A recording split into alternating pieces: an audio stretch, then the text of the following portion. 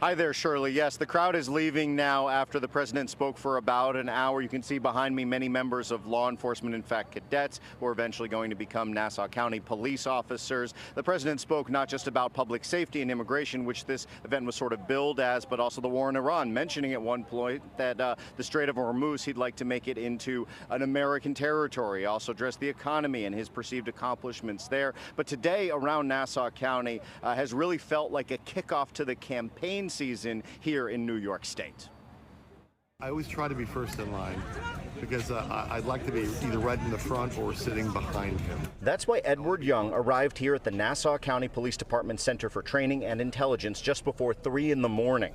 The president is touring the facility with Republican Nassau County Executive Bruce Blakeman, who he has endorsed for governor of New York. Hochul and the radical left stand with the gang members, child predators, violent felons.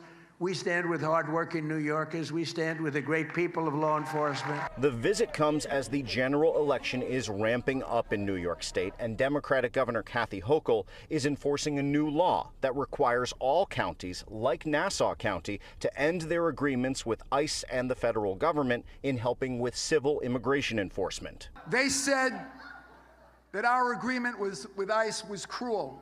First of all, we removed those people who would commit crimes in our county, our region, and our state without raiding one church, one daycare center, one school, one hospital, because we cooperated with our federal law enforcement partners. Dump Trump! Dump Trump! A few blocks from where the president was, there was a protest led by Democrats, including their candidate for lieutenant governor, former New York City Council Speaker Adrienne Adams.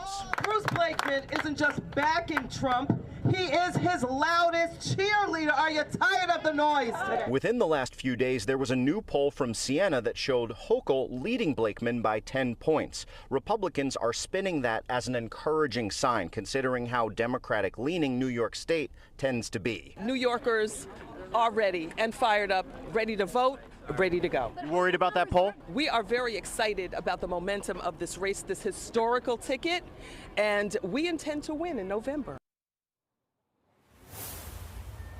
The president was joined here in Nassau County not just by many local Republican leaders, but by high-ranking members of his administration, including newly confirmed Attorney General Todd Blanche. Live in Nassau County, Henry Rossoff, Pix 11 News.